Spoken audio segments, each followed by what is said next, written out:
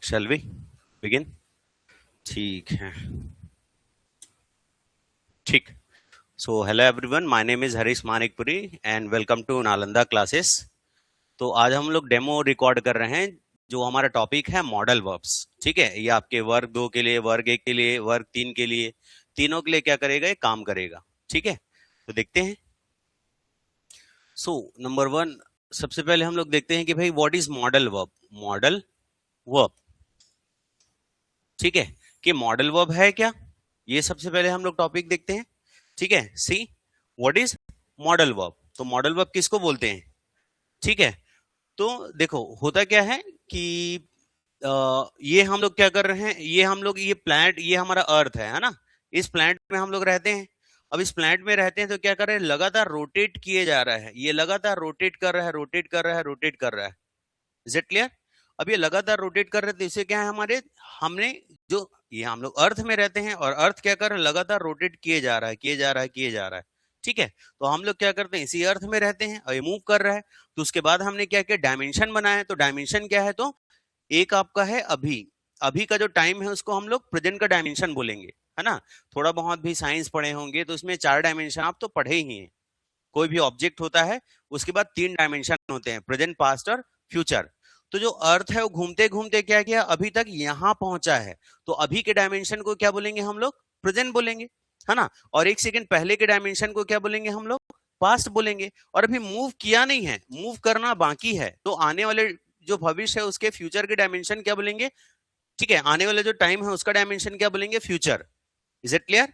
ठीक है, तो हम लोग क्या कर रहे हैं, इस अर्थ पर हैं, है ना. इस अर्थ पर है, अर्थ लगातार क्या कर रहा है, रोटेट कर रहा है. तो जिसके अकॉर्डिंग हमने क्या किया, 3 डायमेंशन बांटा है. एक प्रेजेंट है और एक पास्ट है और एक आपका फ्यूचर है. Is it clear. अब इसी टाइम और इसी डायमेंशन पर क्या करते हैं हम लोग, कोई ना कोई एक्शन को अंजाम देते हैं. Is it clear. तो इस इन डायमेंशन में हम लोग क्या करते हैं, कोई ना कोई एक्शन को अंजाम देते हैं. ठीक है, तो एक्शन कितने प्रकार के होते हैं, तो एक्शन मेनली देखेंगे, there are 4 kinds of actions. चाहे आप हिंदी में करो, इंग्लिश में करो, छत्तीसगढ़ी करो, छत्तीसगढ़ी में करो, हिब्रू में करो, कोई भी भाषा में करो, you do only 4 types of actions. ठीक है, तो नंबर 1 एक्शन जो होता है ये हमारा कंटिन्यूअस एक्शन होता है. जब भी इसके बारे में बात करते हैं तो एक्शन क्या होता है, तो प्रोसेस में होता है ना. जब भी इसके बारे में बात किए तो एक्शन क्या होगा, प्रोसेस में होगा. जैसे मान लो कोई मुझे फोन किया, फिर बोलेगा कि आप क्या कर रहे हो, तो मैं क्या बोलूंगा, तो मैं पढ़ा रहा हूं. तो मेरा एक्शन कैसा है, तो प्रोसेस में है. कब की बात कर रहा हूं, अभी के बारे में. तो अभी के डायमेंशन को अभी के क्या बोलेंगे, प्रेजेंट. और एक्शन कैसा हमारा चल रहा है, तो क्या बोलेंगे उसको, प्रेजेंट कंटिन्यूअस बोल देंगे. जो जारी वाला एक्शन रहता है उसको हम लोग कंटिन्यूअस बोलते हैं. ठीक है, जो हमारा जारी एक्शन होता है दैट इज कॉल्ड कंटिन्यूअस, है ना. और मान लो 1 सेकंड पहले की बात कर रहे हैं या फिर हम लोग 1 दिन पहले की बात कर रहे हैं इसी टाइम पे, है ना. तो मान लो इसी टाइम पे क्या कर रहे हैं, 1 दिन पहले की बात कर रहे हैं, या फिर मान लो 10 बजे की बात कर रहे हैं. मान लो अभी 2 बजा 3 बजा है, तो 10 बजे की बात कर रहे हैं हम लोग कि भाई 10 बजे आप क्या कर रहे थे, तो मैं क्या बताऊंगा कि मैं पढ़ा रहा था. ठीक है, तो हो सकता है मैं 9 o'clock पढ़ाना स्टार्ट किया और मैं 11 o'clock तक पढ़ाया, लेकिन 10 बजे की बात कर रहे हैं तो उस एक्शन, उस टाइम, उस मोमेंट में मेरा एक्शन क्या हो रहा था, चल रहा था. तो उसको क्या बोलेंगे, पास्ट कंटिन्यूअस. कौन से डायमेंशन की बात कर रहे हैं, पास्ट का, पहले का, है ना. तो उसको क्या बोलेंगे, उस टाइम के पॉइंट को पास्ट. और एक्शन कैसा था, चल रहा था, तो उसको क्या बोलेंगे, पास्ट कंटिन्यूअस. आने वाले टाइम को क्या बोलेंगे हम लोग, मतलब फ्यूचर है, अभी मूव किया नहीं है अर्थ, हमारा रोटेट करना, मूव करना बाकी है. तो उस डायमेंशन को क्या बोलते हैं, फ्यूचर. और एक्शन कैसा हमारा जारी है, तो क्या हो जाएगा, फ्यूचर कंटिन्यूअस हो जाएगा. जैसे मान लो आज सपोज इट इज 13, आज 13 तारीख है. ठीक है, तो मान लो 13 है, 14 है, जो भी तारीख है आज, तो मान लो आज 13 तारीख है, तो बोल रहे हैं कल आप इसी टाइम पर क्या कर रहे होंगे, तो मैं क्या बताऊंगा कि मैं क्या कर रहा हूँ, पढ़ा रहूंगा. तो हो सकता है मेरा 2 बजे से लेके 4 बजे तक क्लास रहता है. तो मान लो अभी 3 बजा है, तो 3 बजे मेरा एक्शन इस टाइम पे क्या हो रहा होगा, तो प्रोसेस में होगा. तो उसको क्या बोलेंगे, future continuous. Is it clear. ठीक है, एक हमारा एक्शन होता है that is completion. When we talk about it, it is completed. जब भी इस एक्शन की बात करते हैं तो कंप्लीट होता है. तो कंप्लीट एक्शन के लिए हम लोग एक वर्ड का यूज करते हैं दैट इज कॉल्ड परफेक्ट. जब भी इस एक्शन के बारे में बात करेंगे ये हमेशा कंप्लीट होगा और इसका संबंध उस जो भी आप टाइम बता रहे हो उसके पहले से लेके उस टाइम तक होगा. जैसे कि मान लो अभी कोई मेरे को बोल रहा है कि suppose someone is offering me something to eat, है ना. तो अभी मेरे को कोई ऑफर कर रहा है कुछ खा लो करके, तो मैं क्या बोलूंगा, मैं नहीं खाऊंगा। क्योंकि मान लो कोई लंच मुझे ऑफर कर रहा है कि लंच करो लो, आपके लेकर आए हैं करके, तो मैं क्या बोलूंगा, मैं नहीं खाऊंगा, क्योंकि मैंने क्या किया है, खा लिया है। तो कभी भी खाना स्टार्ट किया था, लेकिन we are talking about this moment, तो अभी का जो मूवमेंट है, डायमेंशन, उसको क्या बोलेंगे, प्रेजेंट। और एक्शन कैसा हमारा, कंप्लीट हो गया है, तो उसके लिए क्या करेंगे, परफेक्ट का, है ना। तो क्या हो जाएगा, प्रेजेंट परफेक्ट है, कंप्लीट एक्शन की बात कर रहे हैं, है ना। मान लो इसी टाइम पे कल आप मुझे कुछ ऑफर दिए थे, लेकिन मैं खाया नहीं, तो आप बोल रहे हैं कल आपके लिए कुछ लेकर आए थे दोपहर में, लेकिन आप खाए नहीं। तो मैं क्या बता रहा हूं, जब वो 2 बजे मेरे लिए लेकर आया, तो उसके पहले ही मैं क्या किया था, खा चुका था, है ना। तो सपोज किसी ने मेरे लिए क्या किया, कुछ पैक करा कर लेकर आया, ठीक है, टेक अवे लेकर आया, टेक अवे मतलब पार्सल को बोला जाता है, ठीक है। चलो उसको बाद में देखते हैं हम लोग। तो छोटा मोटा मतलब पार्सल रहता है, that is called take away, है ना। तो उस वो मेरे के कोई पैक करा के कल 2 बजे लेकर आया था, लेकिन मैंने क्या किया, खाया नहीं। तो आप बोल रहे हैं आप क्यों नहीं खाए, तो मैं बता रहा हूं, जब आप 2 बजे लेकर आए, तो उसके पहले ही मैं क्या किया था, लंच कर लिया था। तो कभी भी लंच करना स्टार्ट किया था, लेकिन कल 2 बजे की बात कर रहे हैं, तो उस टाइम पे एक्शन क्या हो गया था हमारा, कंप्लीट हो जाएगा, हो गया था। तो पहले के डायमेंशन को पास्ट बोलते हैं, एक्शन कैसा था, कंप्लीट, तो क्या हो जाएगा, पास्ट परफेक्ट हो जाएगा। आने वाले टाइम क्यों बोल रहे हैं, कि हम बोल रहे हैं कि कल टुमारो, सपोज देयर इज, है ना, कल 15 अगस्त है, तो बता रहे हैं कल दोपहर का पूरा लंच हमारी तरफ से रहेगा 2 बजे, ऐसा करके। तो बता रहा हूँ, मेरी मम्मी क्या करती है, 1 बजे तक मुझे खिला पिला कर भेजती है घर से, तो आप 2 बजे की बात कर रहे हैं, तब तो मैं खाऊंगा नहीं, क्योंकि 2 बजे तक मैं क्या क्या हूंगा, लंच कर लिया हूंगा। तो फ्यूचर की बात कर रहे हैं, तो फ्यूचर के मतलब भविष्य के डायमेंशन को फ्यूचर बोलते हैं, है ना, उस पॉइंट को।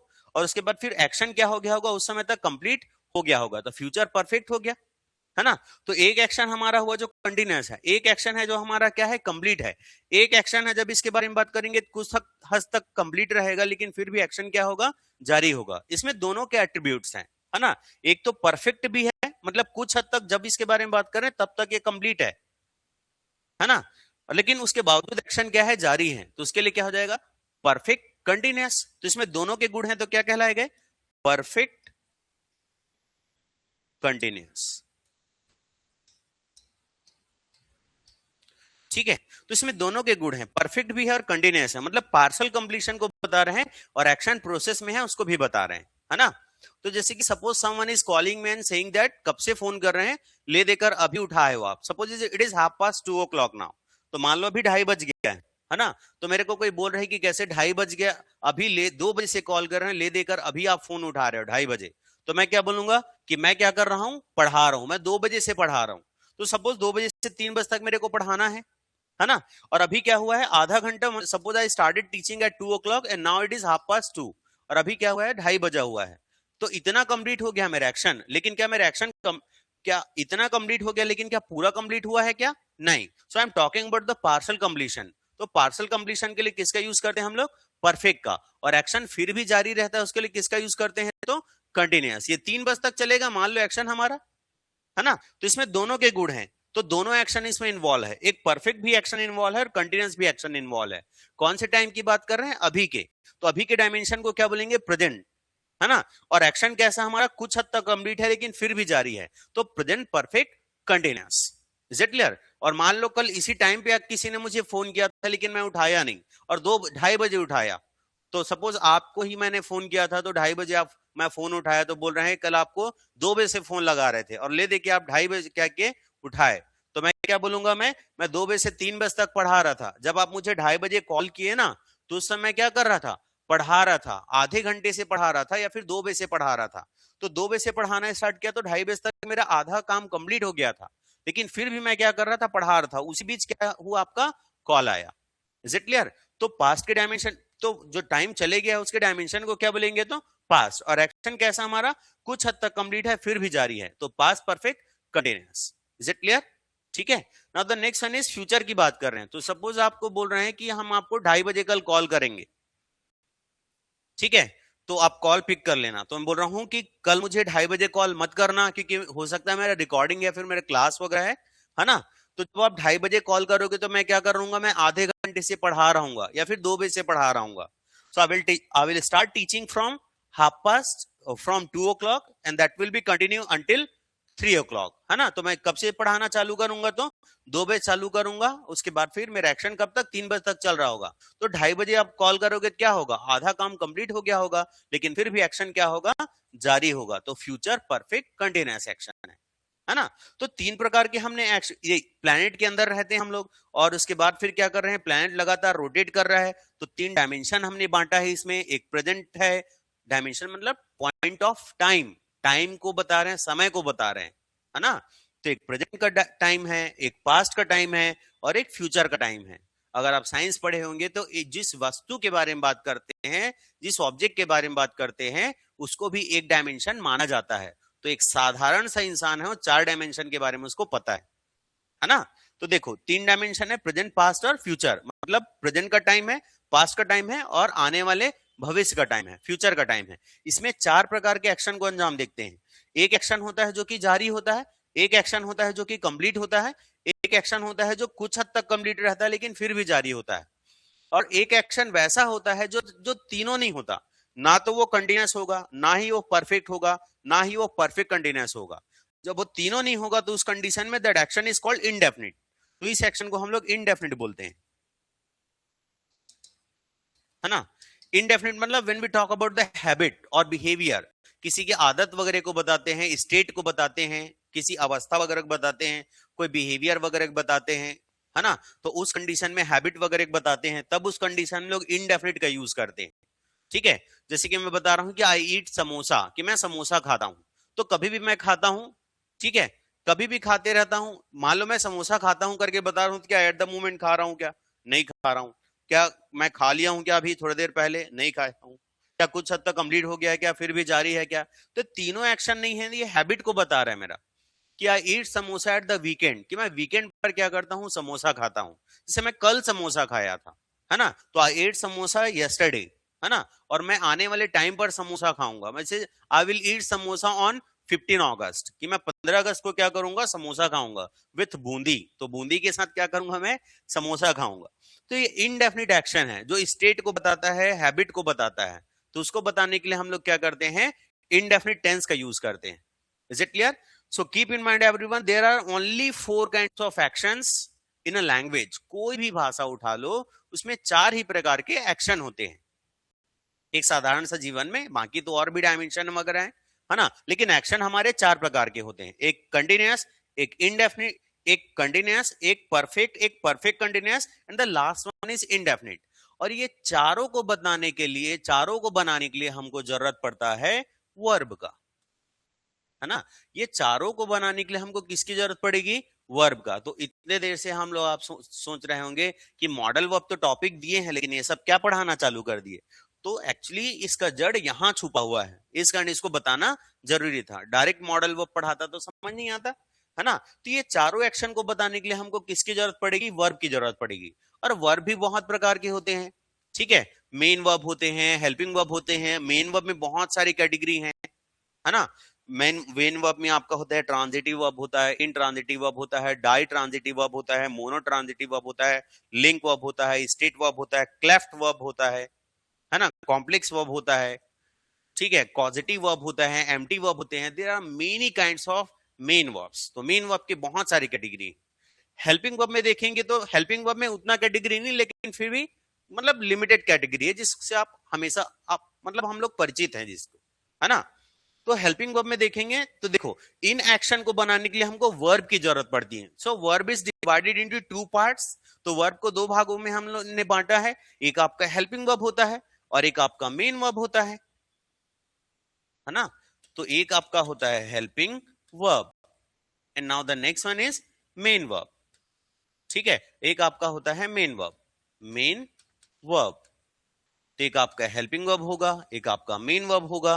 तो इन एक्शन को बनाने के लिए वी नीड वर्ब्स। तो इन 4 प्रकार के जो हम लोग एक्शन को अंजाम देते हैं ना अपने डेली लाइफ में, या फिर जो भी एक्शन होता है उसको अंजाम देने के लिए हम लोग सिर्फ, हमको किस चीज की जरूरत पड़ेगा, तो वर्ब का जरूरत पड़ेगा, है ना। और वर्ब को 2 कैटेगरी में बांटे हैं, एक हेल्पिंग वर्ब होता है और एक आपका मेन वर्ब होता है ना। हेल्पिंग वर्ब में देखेंगे तो एक आपका होता है primary verb.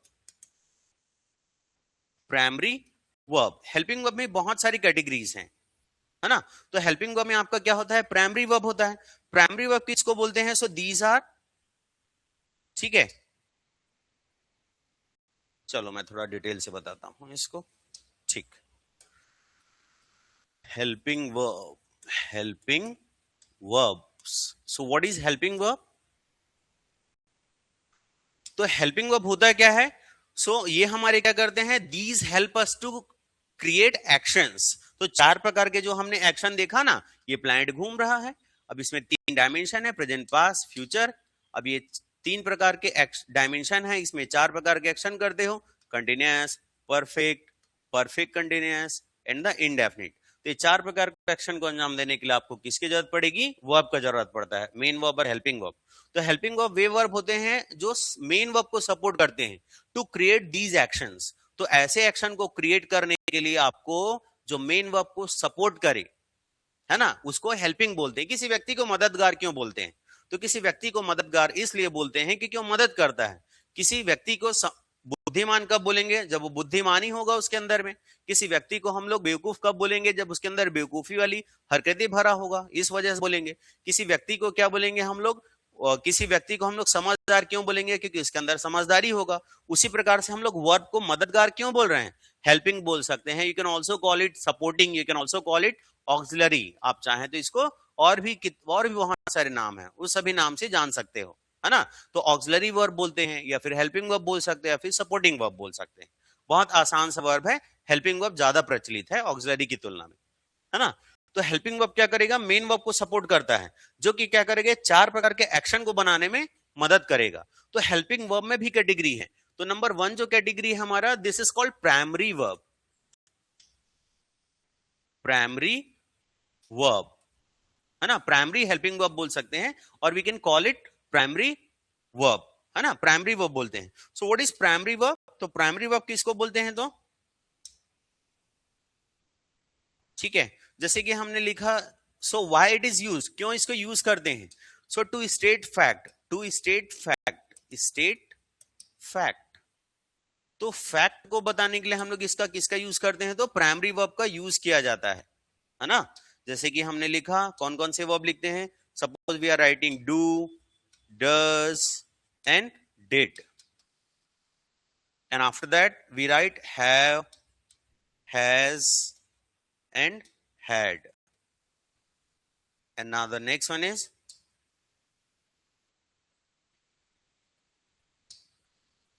is am, are, was, were. So all these are called primary verb, है ना। इन सभी को इन सभी को क्या बोला जाता है? डू का फॉर्म होता है, हैव का फॉर्म होता है, और बी का फॉर्म होता है। ये इन सभी को क्या कहा जाता है? प्राइमरी वर्ब बोला जाता है। इनको किसको यूज करते हैं? इसको हम लोग टेंस को फॉर्म करने के लिए यूज करते हैं, है ना। तो ये इसके बाद हम लोग कभी भी जो मेन वर्ब लगता है इन सभी के बाद, so we always use base form. इन सभी के बाद बेस फॉर्म या फिर बेयर इन्फिनिटिव का यूज करते हैं। बेयर इन्फिनिटिव किसको बोला जाता है? जैसे कि हमने लिखा प्ले करके, अब प्ले से क्या बन गया? प्लेड बन गया, प्लेइंग बन गया, प्लेस बन गया। So play is called base form, और the bare infinitive you can say that, है ना। जैसे गो से हमने क्या लिखा? गो से वेंट बनाया, गोइंग बनाया, गोज बनाया, तो गो क्या कहलाएगा हमारा? बेयर इन्फिनिटिव, और we can call it base form, आधारभूत वर्ब जिससे सभी वर्ब बनते हैं। तो कभी भी डू, डज, डिड के बाद जब भी वर्ब लगता है, मेन वर्ब लगेगा, there will be always base form of the main verb. तो मेन वर्ब का हमेशा बेस फॉर्म लगाते हैं। कभी भी हैव और हैज और हैड के बाद अगर हम लोग वर्ब लगाते हैं, देयर विल बी ऑलवेज, तो वहां हमेशा क्या होगा? There will be third form of the main verb. तो मेन वर्ब का वहां पास क्या होगा? तो थर्ड फॉर्म लगेगा, ठीक है। इधर इट इज मेन वर्ब और हेल्पिंग वर्ब, कुछ भी वर्ब लगाओ तो वर्ब आपका क्या लगेगा? तो थर्ड फॉर्म लगेगा, है ना। Now the next one is whenever we use this one. तो इज एम आर कभी भी लगाएंगे हम लोग, is am are, was, were, इनका कोई भी वर्ब का यूज करते हैं तो इनके बाद हमेशा there will be ING form of the main verb. Main verb का या तो आईएनजी फॉर्म लगेगा, या फिर हम लोग क्या करेंगे? तो इन्फिनिटिव विद टू का यूज कर, या फिर हम लोग थर्ड फॉर्म का यूज करेंगे, या फिर इन्फिनिटिव विद टू का यूज करते हैं।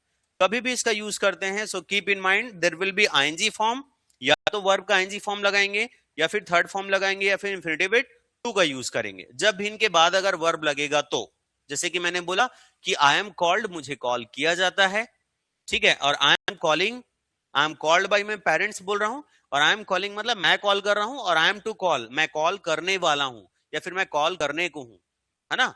तो इन सभी के बाद हमने इन सभी वर्ब के बाद क्या करेंगे, वर्ब अगर कोई लगेगा तो आईएनजी फॉर्म, थर्ड फॉर्म या फिर इन्फिनेटिव टू का यूज करते हैं जब भी अगर वर्ब लगा तो। और हैव हैज हैड के बाद जब भी कोई वर्ब लगेगा तो थर्ड फॉर्म का यूज करेंगे। और डू डज डिड के बाद जब भी वर्ब लगता है there will be always base form. जैसे I I do not know him, तो डू के बाद हमने क्या किया, नो का यूज किया, KNOW। I do not understand, मुझे समझ नहीं आता, ठीक है। I don't have a car, तो ये सबके बाद क्या लगेगा, तो बेस फॉर्म का यूज करेंगे हम लोग, है ना। आई डू गो देयर, मैं जाता तो हूं, ठीक है। आई डू स्टडी, मैं पढ़ता तो हूं, तो ये सभी के बाद क्या लगेगा आपका, बेस फॉर्म का यूज करेंगे। इनके बाद थर्ड फॉर्म, जैसे कि I have written a letter, मैंने एक लेटर लिख लिया है। She has gone to Raipur, वो रायपुर चले गई है, ठीक है। I had eaten before he came, तो उसके आने से पहले मैं खा चुका था, तो इनके बाद क्या लगेगा, हमेशा थर्ड फॉर्म का यूज करेंगे। Is it clear? So keep in mind this is primary verb, तो इसको हेल्पिंग वर्ब का सेक्शन है, उसमें से एक प्राइमरी वर्ब कहलाएगा। उसके बाद सेकेंड वाला सेक्शन है, उसको हम लोग मॉडल वर्ब बोलते हैं। मॉडल वर्ब, मॉडल वर्ब्स, ठीक है, सेकेंड वन। अब मॉडल वर्ब में भी कैटेगरी होता है। So why do we use modal verb, हम लोग मॉडल वर्ब का यूज क्यों करते हैं, तो मॉडल वर्ब का यूज करते हैं to state, to express the intention of the speaker, to express the intention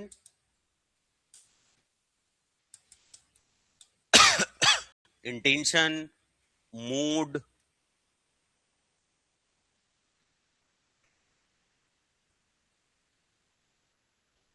you can write it, ठीक है, चलो ये भी चल जाएगा।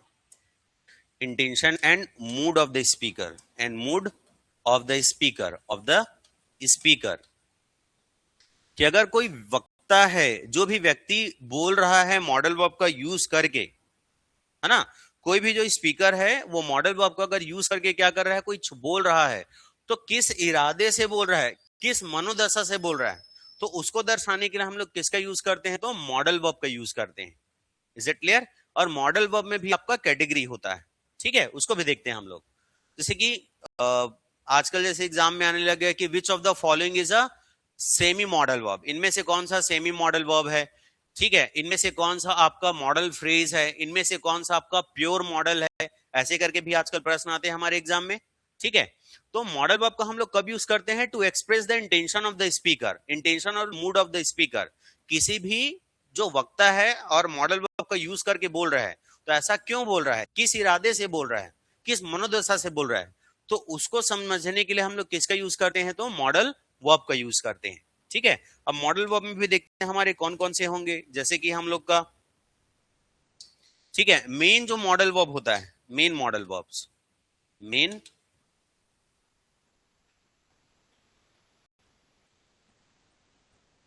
और प्योर,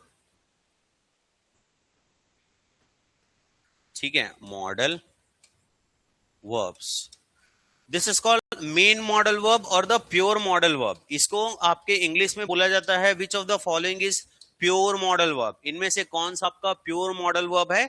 कभी कभी ऐसे भी प्रश्न आ जाते हैं हमारे, है ना, या फिर बहुत सारे कॉम्पिटिटिव एग्जाम है, आप कोई भी एग्जाम को उठाकर देखेंगे तो मॉडल वर्ब से जब प्रश्न एकदम बारीकी से पूछा जाता है, ठीक है, specially we are preparing for teaching exam, तो टीचिंग एग्जाम में आप टीचर बनने जा रहे हैं तो बहुत गहराई से आपको पता होना चाहिए। ऐसा नहीं कि ऊपरी ऊपरी जान ले, रहा रही, चुका चुकी रट लिए, ग गी रट लिए, तो उससे आप खुद रटे तो बच्चों का भविष्य कैसे बनाएंगे, है ना। इस कारण बहुत बारीकी से पूछा जाता है, तो ऐसा पूछा जाता है कि which of the following is pure modal verb, ताकि एक टीचर को पता तो रहे किसको प्योर बोलते हैं, किसको सेमी बोलते हैं, किसी को फ्रेज बोलते हैं, है ना, ठीक है। तो प्योर मॉडल वर्ब के हमारे कैटेगरी में कौन कौन से आते हैं, सो दैट इज विल होता है हमारा, शैल होता है, ठीक है, मे होता है, और क्या होता है, माइट होता है, ठीक है, और क्या होगा, तो कैन होता है, और क्या होता है हमारा, कुड होता है, and the last one is must. हाँ, मुख्यतः यही होते हैं, ठीक है, विल है, शैल है, मे है, माइट है, कैन है, कुड है, और मस्ट है। These are called pure modal verb, इनको प्योर मॉडल वर्ब कहा जाता है, ठीक है। उसके बाद हम लोग देखते हैं now the next one is semi modal verb, semi modal verbs. So which are those? तो सेमी मॉडल वर्ब्स कौन कौन से हैं हमारे? ठीक है, देखो हर एक मॉडल वर्ब क्या करेगा, every modal verb express the intention of the speaker and mood of the speaker. Speaker के मूड को और इंटेंशन को बताता है ना। तो यहाँ जो हमने प्योर मॉडल का यूज किया है ये भी स्पीकर के इंटेंशन को बताता है, ठीक है। और उसके बाद फिर सेमी मॉडल वर्ब का यूज किया है, ये भी क्या करता है, आपके स्पीकर के इंटेंशन को बताता है। तो ऐसे बहुत है, तो बहुत KG1 टाइप का क्वेश्चन लग रहा है, लेकिन जो जिनको ठीक से बारीकी पता नहीं रहता उनको सेमी मॉडल वर्ब और आपके प्योर मॉडल वर्ब में डिफरेंस पता नहीं है ना। तो सेमी मॉडल वर्ब के अंदर हमारे क्या क्या आते हैं? सो सेमी मॉडल वर्ब के अंदर हमारे आएंगे डेयर, ठीक है, नीड होता है, ठीक है, एंड यूज्ड टू, ठीक है। तो डेयर का यूज करते हैं, नीड का यूज करते हैं, यूज टू का यूज करते हैं और ऑट टू को यूज करते हैं। ऑट टू बहुत महत्वपूर्ण है क्योंकि काफी बार हमारे व्यापम में पूछा है, अब तो CGSSB हो गया है ना। तो व्यापम में कई बार हमारे ऑट टू से प्रश्न पूछे जाते हैं। तो देखो जब आप प्रीवियस सॉल्व करते हैं तो आपको ये चीजें ध्यान देना चाहिए कि जब प्रीवियस सॉल्व करोगे तो उन्हीं सभी से प्रश्न आ रहे हैं जो पहले पहले पूछे गए हैं, लेकिन उसी को थोड़ा दूसरा मॉडिफिकेशन करके पूछते हैं। तो ऑट को कई बार हमारे व्यापम ने पूछा है, चाहे PSC हो चाहे और कोई भी एग्जाम हो, है ना, चाहे असिस्टेंट डायरेक्टर, मैनेजर, इन सभी में आपको ऑट को जैसे पूछा गया है। तो अगर मान लो इस बार अगर ऑट को जैसे पूछेगा तो बोलेगा कि which of the following is a semi modal verb, इनमें से कौन सा सेमी मॉडल वर्ब है।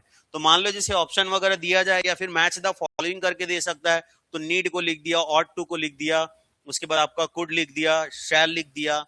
तो उस कंडीशन में आपको पता होना चाहिए नीड और ऑट टू क्या है, आपके सेमी मॉडल वर्ब के अंदर आते हैं, ठीक है। Now the last one is, ठीक, उसके बाद लास्ट वन है हमारा मॉडल वर्ब का। So these are called modal phrase,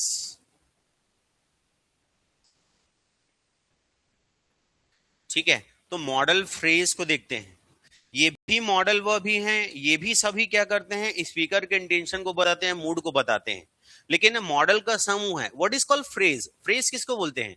तो शब्द समूह है जो हमारे 8 पार्ट्स ऑफ स्पीच है, उनमें से किसी ना किसी के जैसा काम करता है। शब्दों का समूह मतलब हर शब्द का कोई ना कोई मीनिंग होता है। आप और भी हमारे यूट्यूब में क्लासेस हैं, उसके जैसे कि डेमो क्लास में फर्स्ट क्लास वगैरह है, ये सब आप देखेंगे तो आपको पता चल जाएगा, बहुत बारीकी से हमने बताया है ना। तो फ्रेज किसको बोलते हैं? तो देखो 8 हमारे पार्ट्स ऑफ स्पीच होते हैं, नाउन से लेकर नाउन, प्रोनाउन, वर्ब, ठीक है, कंजक्शन, इंटरजेक्शन, ये सब ऑल दीज आर फ्रेज। अब यही शब्द क्या होते हैं, शब्द मतलब sorry, all these are words, ये सभी शब्द हैं, 8 प्रकार में बांटे हैं। अब ये शब्द क्या होते हैं, एक शब्द नहीं रहेगा, एक से ज्यादा शब्द मिलकर आ रहा है, तो ये क्या बन गया, शब्द समूह हो गया। ये पूरा मीनिंग कन्वे नहीं करता, अधूरा मीनिंग कन्वे करता है ना। तो शब्द समूह है, पूरा शब्द नहीं है। सो that's why it is called phrase। और ये अगर इरादे को बता रहा है और क्या कर रहा है, आपके इरादे को बता रहा है और आपके मूड को बता रहा है, तब उस कंडीशन में क्या करेंगे, इसको मॉडल फ्रेज बोलेंगे।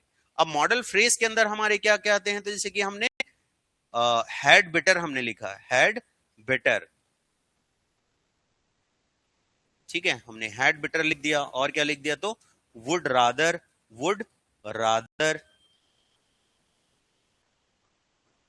ठीक है, and have to and had to, has to and be to, ठीक है, एंड हैव गॉट टू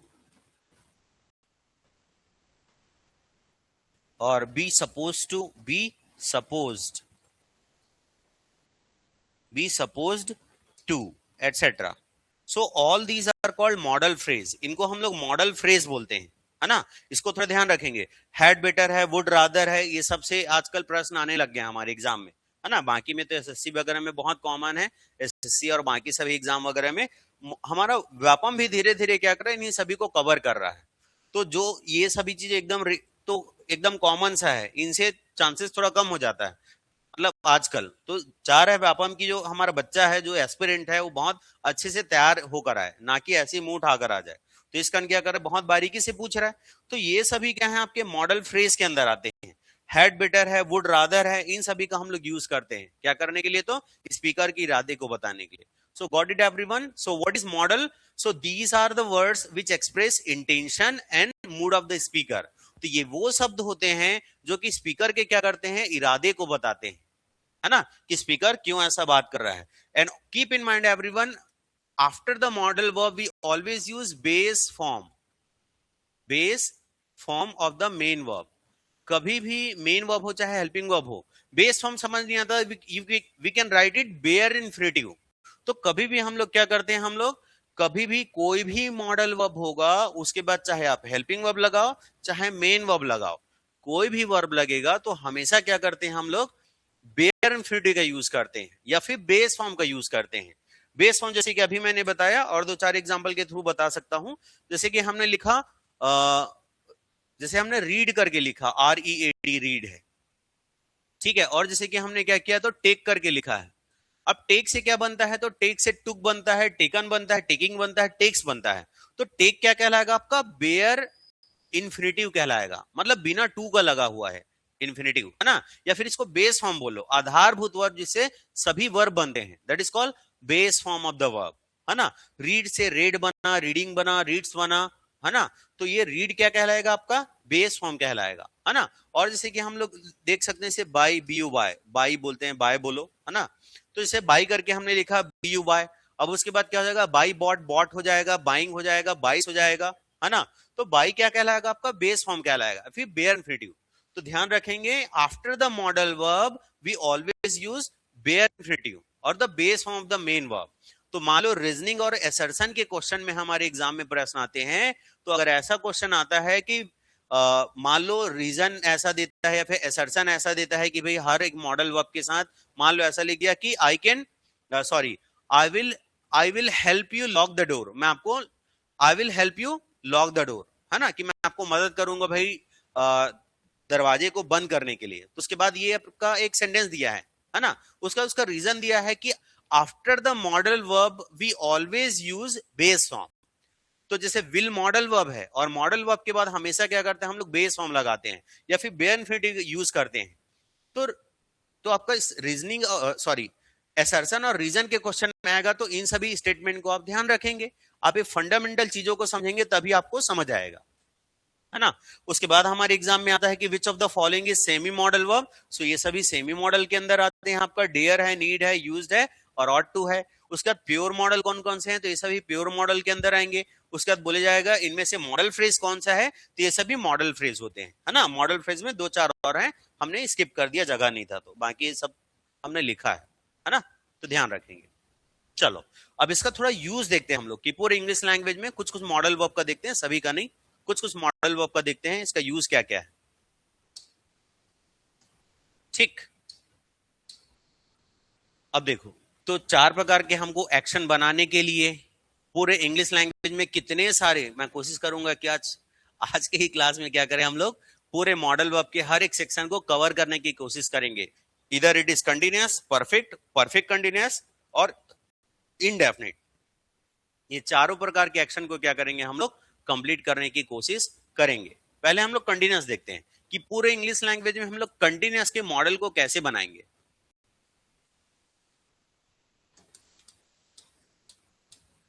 ठीक है, पूरे इंग्लिश लैंग्वेज में कंटिन्यूअस के मॉडल को कैसे बनाएंगे हम लोग, है ना। तो देखो हम लोग क्या करेंगे, कोई भी मॉडल वर्ब का यूज करेंगे, जैसे कोई भी सब्जेक्ट का यूज करेंगे, जैसे कि मान लो हमने ही करके यूज कर दिया, या फिर एक लड़के का नाम राहुल है उसका यूज कर दिया, एक लड़की का नाम तत्पर है उसका यूज कर सकते हैं, है ना। तो जैसे ही करके हमने सब्जेक्ट लिखा, because in every sentence there are two elements, हर एक वाक्य में दो एलिमेंट का होना जरूरी, एक सब्जेक्ट और एक प्रेडिकेट। सब्जेक्ट जिसके बारे में चर्चा होता है और प्रेडिकेट मतलब वर्ब का फॉर्म है जो सब्जेक्ट के बारे में बताता है कि सब्जेक्ट क्या करता है, सब्जेक्ट के ऊपर क्या घटित होता है, या फिर सब्जेक्ट क्या है, कौन बताता है, हमारा प्रेडिकेट बताता है, मतलब वर्ब बताता है ना। या तो मेन वर्ब होगा, फिर मेन वर्ब के साथ कोई हेल्पिंग वर्ब होगा। ये हमारे प्रीवियस क्लासेस में है, आप जाके चेकआउट कर सकते हैं। ठीक है, ठीक है, हमने ही करके लिख दिया। अब मान लो हमको कंटिन्यूअस एक्शन बताना है, तो यहाँ पास विल लिख दिए। और पूरे इंग्लिश लैंग्वेज में कभी भी आपको कंटिन्यूअस एक्शन बनाना है तो बी का कोई ना कोई फॉर्म का यूज करना पड़ता है, और उसके बाद वर्ब का आईएनजी फॉर्म लगाते हैं। पूरे इंग्लिश लैंग्वेज में if you want to make any sentence in the continuous tense you need be और be form, then after that we use ING form, है ना। तो पूरे इंग्लिश लैंग्वेज में या तो बी का यूज करेंगे, मतलब पूरे इंग्लिश लैंग्वेज में क्या करेंगे, बी का यूज करते हैं या फिर बी का फॉर्म का यूज करते हैं, उसके बाद आईएनजी फॉर्म का यूज करते हैं, है ना। तो आईएनजी फॉर्म मतलब मेन वर्ब का आईएनजी फॉर्म, जैसे गो का गोइंग कर दिए, प्ले का प्लेइंग कर दिए, रीड का रीडिंग कर दिए, बाई का बाइंग हो गया, है ना। जैसे कि बी का फॉर्म क्या क्या होता है, जैसे इज होता है, एम होता है और आर होता है। पास्ट का फॉर्म इसका क्या होता है, वॉज होता है और क्या होता है, वर होता है। और बी का थर्ड फॉर्म क्या होगा, बीन होता है। और बी में आईएनजी करेंगे तो बीइंग हो जाएगा और टू लगाएंगे तो टू बी हो जाएगा। तो पूरे इंग्लिश लैंग्वेज में आपको कंटिन्यूअस बनाने के लिए आपको कैसे एक्शन बनाना है, जो प्रोसेस में है, तो ऐसे एक्शन को बनाने के लिए आपको हमेशा बी का कोई ना कोई फॉर्म, या तो बी या फिर बी का कोई ना कोई फॉर्म चाहिए, उसके बाद वर्ब का आईएनजी फॉर्म चाहिए, है ना। तो हमने क्या किया, यहाँ पास देखो बी बेस फॉर्म कहलाता है। बेस फॉर्म मतलब आधारभूत वर्ब, जिससे सभी वर्ब बने हैं, है ना। उसके बाद उसके चाहे तो और भी इसके फॉर्म होते हैं, उनका भी यूज कर सकते हैं। उनके बाद हमेशा वर्ब का एनजी फॉर्म लगेगा अगर कंटिन्यूअस बनाना है एक्टिव में, तो ध्यान रखेंगे। जैसे कि हमने यहाँ पास विल लिख दिया, अब इसको कंटिन्यूअस भी ट्रांसफॉर्म करना है, फ्यूचर कंटिन्यूअस टेंस बनाना है हमको, तो क्या करेंगे हम लोग, अब यहाँ कंटिन्यूअस बनाने के लिए बी का कोई ना कोई फॉर्म चाहिए ना। मॉडल पास हमेशा किसका यूज करते हैं हम लोग, बेस फॉर्म का यूज करते हैं, है ना। तो बी का बेस फॉर्म, फर्स्ट फॉर्म कभी नहीं ध्यान रखेंगे, मॉडल प्लस बेस फॉर्म या फिर बेयर इंफिनिटिव, तो बी होता है इसका। यहां पर क्या कर देंगे, बी लगा देंगे। अब यहाँ वर्ब का फॉर्म लगेगा तो कौन सा फॉर्म लगेगा, तो वर्ब का आईएनजी फॉर्म का यूज करेंगे। समझ आ रहा है। अब हमको क्या करना है, कुछ करने की जरूरत नहीं है, बस इसको मॉडल को बदल दो आप। विल के जगह में क्या कर दो, कोई और वर्ब लगा दो, माइट लगा देते हैं, माइट बी आईएनजी, है ना। मे लगा दो, क्या हो जाएगा, मे बी आईएनजी। और मस्ट लगा दोगे क्या हो जाएगा, मस्ट बी आईएनजी, ठीक है। और इसके बाद शुड लगा दोगे क्या हो जाएगा, शुड बी आईएनजी। और वुड लगा देंगे क्या हो जाएगा, would be ING. Is it clear? So keep in mind everyone, there are only these kinds of continuous tense, only these are continuous tense, keep in mind. पूरे English language में एक could be ING भी होता है, लेकिन rare case में उसको इतना ज्यादा यूज नहीं है हमारा, है ना। ठीक है, कैन बी आईएनजी भी कर सकते हैं, लेकिन मुख्यतः मस्ट बी आईएनजी का यूज करते हैं कैन बी के बदले में। ठीक, तो देखो, ठीक है, इन all the English you will find that there are only these kinds of model verbs which create continuous tense. समझ आया क्या? तो पूरे इंग्लिश लैंग्वेज में कभी भी आपको ये बताना है कि एक्शन प्रोसेस में है, मॉडल वर्ब का सहारा लेके, तो आपको ध्यान रखने की जरूरत है इतने ही मॉडल वर्ब का यूज करेंगे और उसके बाद वर्ब का आईएनजी फॉर्म यूज करेंगे।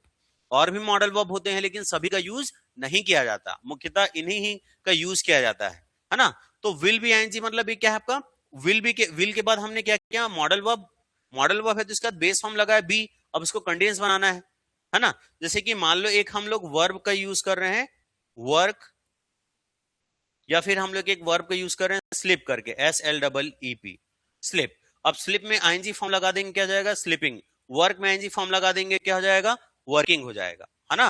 जैसे बोल रहा हूं कि ही इज स्लिपिंग, तो सो रहा है, और सो रहा था तो ही विल बी स्लिपिंग, ठीक है। लेकिन देखो कभी भी फ्यूचर को बताने के लिए हम लोग मॉडल का यूज करते हैं, क्योंकि फ्यूचर कोई फिक्स नहीं होता, ठीक है। फ्यूचर कभी भी फिक्स नहीं होता कि होगा कि नहीं होगा, क्या है कुछ पता नहीं। इसी कारण वो क्या होता है, ज्यादातर पॉसिबिलिटी, प्रोबेबिलिटी, इन सभी रिमोट पॉसिबिलिटी, इन सभी चीजों को बताने के लिए हम लोग मॉडल का यूज करते हैं, ना कि हम लोग टेंस का यूज करते हैं। कहने का मतलब है प्राइमरी वर्ब का, है ना। तो ध्यान रखेंगे, जैसे हमने लिखा कि ही विल बी स्लीपिंग, वो सो रहा होगा, ठीक है।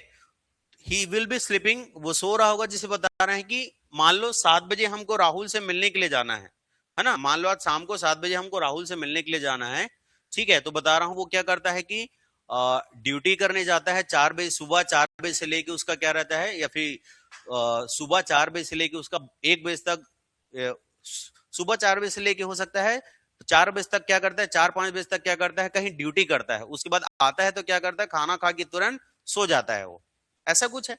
तो बताना है 7 बजे अगर उससे मिलने के लिए जाएंगे तो क्या कर रहा होगा, सो रहा होगा। तो फ्यूचर की बात कर रहे हैं, तब एक्शन चालू हो गया होगा लेकिन फिनिश नहीं हुआ होगा, एक्शन चल रहा होगा, क्या हो जाएगा, ही विल बी स्लीपिंग, है ना। तो फ्यूचर में एक्शन क्या हो रहा होगा, चल रहा होगा। माइट का यूज करते हैं तो देखो विल का हम लोग कहां कहां यूज करते हैं, तो ये बहुत डिटेल क्लास हो जाएगा, फिर भी बता देता हूं। विल का हम लोग यूज करते हैं when we decide something to do in future, भविष्य में किसी कार्य को करने के लिए जब हम लोग निर्णय लेते हैं तो हम लोग विल का यूज करते हैं, है ना। Is it clear? First class में इतना डिटेल से बताना थोड़ा मुश्किल है, लेकिन फिर भी देखते हैं। तो स्पीकर, जब हम लोग क्या करते हैं, जब किसी कार्य को करने के लिए निर्णय लेते हैं तब हम लोग विल का यूज करते हैं। तो बता रहा हूं कि ही विल बी स्लीपिंग, वो सो रहा होगा, तो फ्यूचर के उसके कंटिन्यूस एक्शन को बता रहे हैं कि वो क्या करेगा, क्या कर रहा होगा, एक्शन उसका जारी होगा, सो रहा होगा। सो गया होगा, जागा नहीं होगा, सो रहा होगा। तो 6 बजे सोता है और उसके बाद 12 बजे उठ जाता है, ऐसा कुछ है। तो 7 बज जाएंगे, क्या कर रहा होगा, सो रहा होगा। माइट का यूज करते हैं, we use might when we talk about the remote possibility. आपके एग्जाम में आता है, कई बार आया है ना। एग्जाम में आता है कि इनमें से कौन सा है जो रिमोट पॉसिबिलिटी को बताता है। तो माइट जो है वो क्या करता है, रिमोट पॉसिबिलिटी को बताता है ना। जैसे बता रहा हूं कि ही माइट बी स्लीपिंग, शायद ही सो रहा होगा, 30% पॉसिबिलिटी को बता रहा हूं, है ना।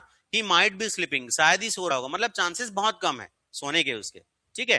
तो ही माइट बी स्लीपिंग, तो अगर मान लो हम लोग 7 बजे जाएंगे तो शायद ही सो रहा होगा, क्योंकि सुबह सोने, दोपहर में इतना जल्दी सोने का उसका आदत नहीं है, तो शायद ही सो रहा होगा, ठीक है। He might be sleeping. Is it clear? ठीक है। मे का यूज करते हैं when we talk about the possibility. ध्यान रखेंगे जो मैं डेफिनेशन बता रहा हूं एग्जाम में ऐसे ही आता है ना। इनमें से कौन सा है जो रिमोट पॉसिबिलिटी को दर्शाता है, मॉडल वो बताओ, तो माइट का यूज कर देंगे। इनमें से कौन सा है जो आपके पॉसिबिलिटी को दर्शाता है, तो मे का यूज करते हैं। When we talk about the possibility we use may. तो मे जो है वो 50-50 पॉसिबिलिटी को बताता है, 50 पॉजिटिव 50 नेगेटिव। तो शायद सो रहा होगा, जैसे ये प्रेजेंट फ्यूचर दोनों में यूज कर सकते हो मे का, ठीक है। और माइट का प्रेजेंट में, पास्ट में, फ्यूचर में, तीनों में यूज कर सकते हैं, ठीक है। तो जैसे कि हम लोग फ्यूचर के बारे में यूज करेंगे तो ही माइट बी स्लीपिंग, अगर 7 बज जाएंगे तो शायद ही सो रहा होगा। और 50-50 बता रहा हूँ, शायद सो रहा होगा, शायद नहीं भी सो रहा होगा, ऐसा है। तो ही मे बी स्लीपिंग, शायद सो रहा होगा, 50-50 है, शायद सो रहा होगा, शायद नहीं सो रहा होगा, सोना स्टार्ट कर दिया होगा, जागा नहीं होगा, सो रहा होगा। मस्ट का यूज करते हैं when we talk about the probability, है ना, या फिर डिडक्शन करके दिया जाता है। डिडक्शन मतलब अनुमान। एग्जाम में आता है कि इनमें से कौन सा वर्ब है जो डिडक्शन को दर्शाता है। एक तो डिडक्शन मतलब घटाव होता है, इतना तो जानते हैं आपको, डिडक्ट कर देना, घटा देना। और डिडक्शन मतलब अनुमान होता है, मतलब किसी एविडेंस के अकॉर्डिंग आप क्या करते हो, डिडक्ट करते हो। मतलब जैसे कि किसी के बिहेवियर के बारे में मेरे को पता है कि मान लो राहुल क्या करता है, भले ही 4 बजे, सुबह 4 बजे से लेकर और क्या करता है, शाम को 5 बजे तक क्या करता है, ड्यूटी करता है, लेकिन आता है, लेकिन इतना जल्दी सोता नहीं है वो, है ना। उसका सोने का टाइम क्या है, तो करीबन 9 बजे सोने का टाइम है उसका, ऐसा कुछ है मान लो, है ना। तो मैं बता रहा हूं कि जैसे कि हम लोग जाएंगे ना 7 बजे, तो सो ही नहीं वो, सॉरी ये तो निगेटिव में हो जाएगा, है ना, ठीक है। इसको थोड़ा स्विच करते हैं अपन लोग। तो जैसे कि क्या कर रहे हैं हम लोग, मान लो राहुल के बारे में बता रहे हैं, जैसे 5 बजे आता है तो खाना खाने के तुरंत बाद क्या करता है, वो सो जाता है। खाना खाता है, 5:30 बजे तक नहाया धोया, खाना खाया, उसका 6 बजे तक सो जाता है, 6 बजे सोया, उसके बाद फिर से 3 बजे उठ जाता है, ऐसा कुछ है। तो बता रहा हूँ 7 बजे जाएंगे हम लोग आज, तो क्या कर रहा होगा, सो ही रहा होगा। तो इसमें हम लोग को श्योरिटी को बताने के लिए, तो एग्जाम में आता है कि which of the following shows the deduction, इनमें से कौन सा है जो डिडक्शन को दर्शाता है। तो मस्ट जो है वो डिडक्शन को दर्शाता है, अनुमान को। या फिर विच of the following shows the probability, इनमें से कौन सा है जो प्रोबेबिलिटी को दर्शाता है। तो देखो, एक रिमोट पॉसिबिलिटी होता है, मतलब माइट का यूज करेंगे। एक पॉसिबिलिटी होगा तो मे का यूज करेंगे। और मस्ट का यूज करते हैं व्हेन वी से दैट, तो मस्ट का हम लोग यूज करते हैं जब प्रोबेबिलिटी को बताते हैं। तो डेफिनेशन के साथ आता है, इनमें से कौन सा है जो प्रोबेबिलिटी को बताता है, तो मस्ट का यूज करेंगे। He must be sleeping when we go at 7 o'clock, तो 7 बजे जाएंगे ना उसके घर, तो सो ही रहा होगा। तो श्योरिटी ज्यादा है, क्योंकि उसके बिहेवियर के बारे में मेरे को पता है, ठीक है। 6 बजे तक आता है, 5 बजे, फिर 6 बजे तक सोकर, 6 बजे तक खा पी कर सो जाता है, तो 7 बजे पहुंचेंगे तो सो ही रहा होगा। ही मस्ट बी स्लीपिंग। शुड का हम लोग यूज करते हैं, शुड का हम लोग पॉसिबिलिटी के लिए भी यूज कर सकते हैं, और शुड का हम लोग यूज करते हैं एक्सपेक्टेशन के लिए, और सजेशन के लिए भी यूज कर सकते हो आप। तो तीनों कंडीशन में शुड का यूज किया जाता है ना। बाकी और भी कंडीशन में होता है, जब इंडेफिनिट में यूज होता है तो इसका मीनिंग कुछ और कन्वे करता है। कंटिन्यूस में जैसे देखेंगे तो इसको हम लोग यूज करते हैं पॉसिबिलिटी को दर्शाने के लिए। जैसे कि आप भी पूछ रहे हैं कि राहुल क्या कर रहा होगा अभी घर पे, तो बता रहा हूं उसको सो रहा होना चाहिए यार, मतलब सो रहा होगा वो, है ना। तो ही should B sleeping now. Is it clear? और एक्सपेक्टेशन को दर्शाते हैं कि सामने वाले से उम्मीद करते हैं कि ऐसा कर रहा हो, लेकिन हो सकता है नहीं कर रहा है। तो बोल रहा हूं यू शुड बी वर्किंग, आपको काम कर रहा होना चाहिए, you should be studying. Suppose आपके पेरेंट्स क्या है कि आपको इतना पैसे खर्च करके बिलासपुर पढ़ाने के लिए भेजे, है ना, कि मेरा बच्चा क्या करेगा, वर्ग 1 वर्ग 2 वर्ग 3 कोई भी एग्जाम वगैरह, इतना पैसा खर्च किया, बीएड डीएलएड और इतना सब कुछ पढ़ने लिखने के बाद अब कोई पेपर निकाल ले। लेकिन बच्चा क्या कर रहा है, 36 मॉल में, मैग्नेटो में क्या कर रहा है, घूम फिर रहा है इधर उधर, ठीक है, मनोहर चाय पी रहा है, या फिर अश्वनी का क्या जाकर क्या कर रहा है, चाय पी रहा है, उधर उधर घूम फिर रहा है ना, निब्बा निब्बी कर रहा है, ऐसा कुछ है मान लो बच्चा जो है।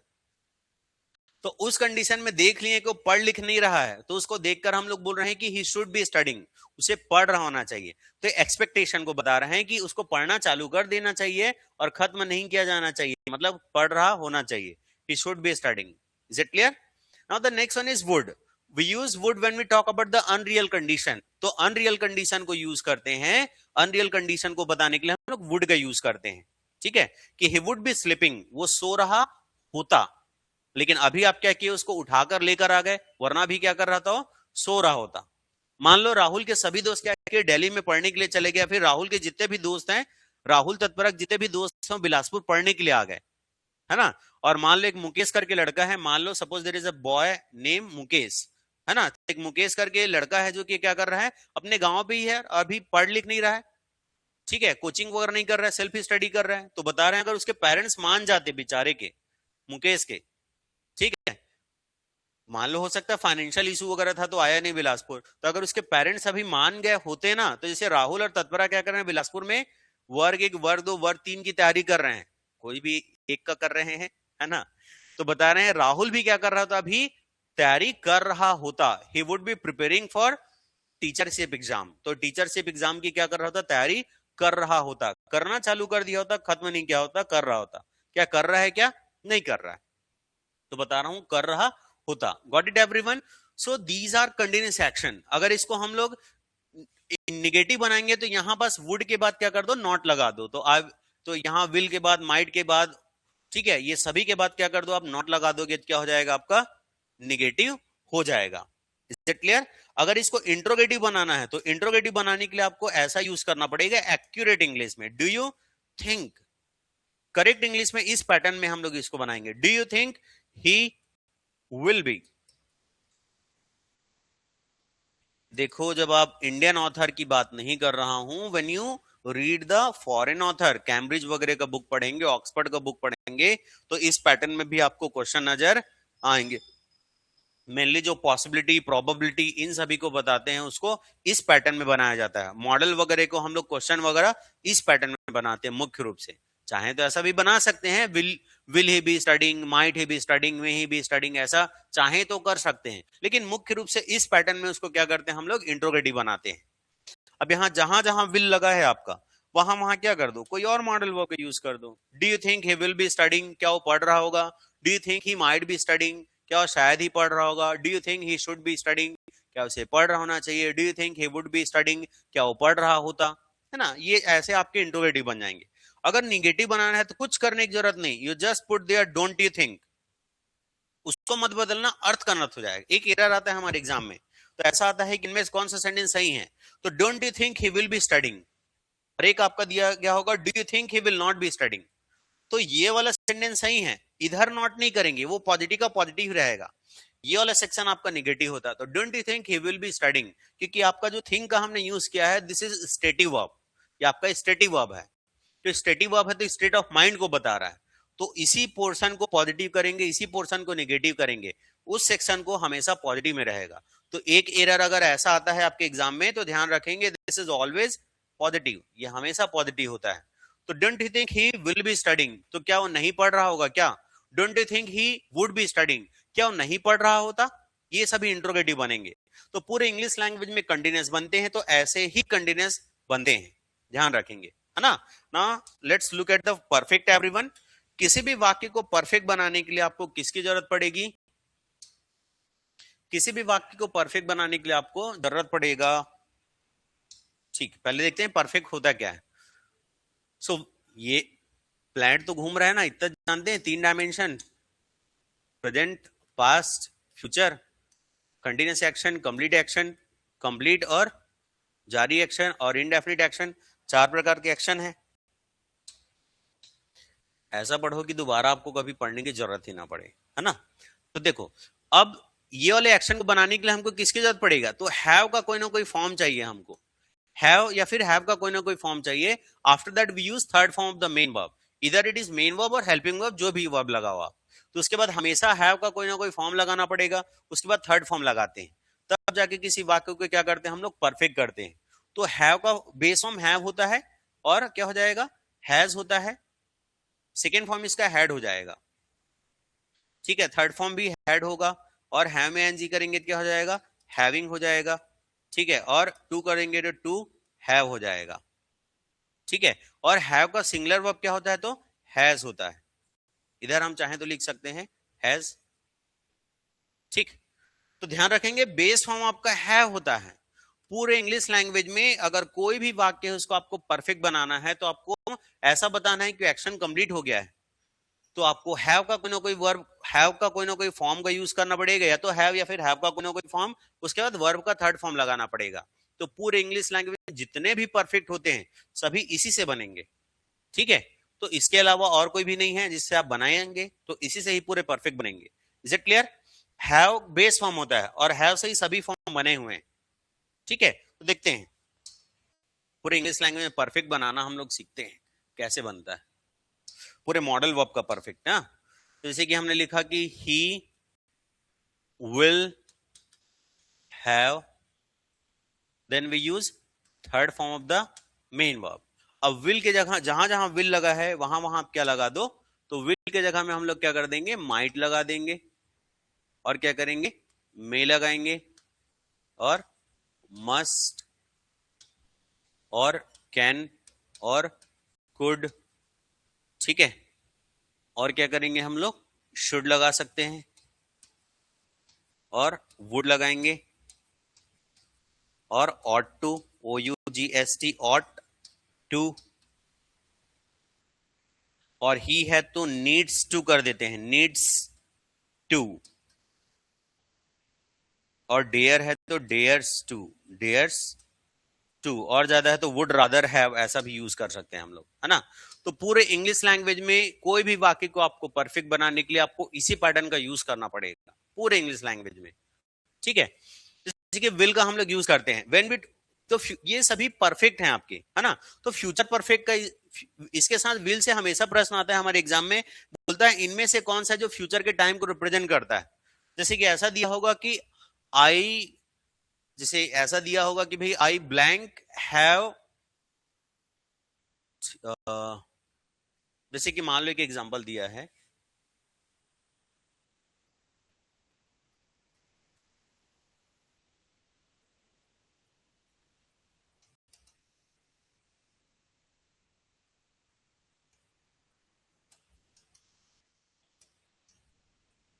ठीक। जैसे यहां लिखा है कि आई will have read this book by tomorrow.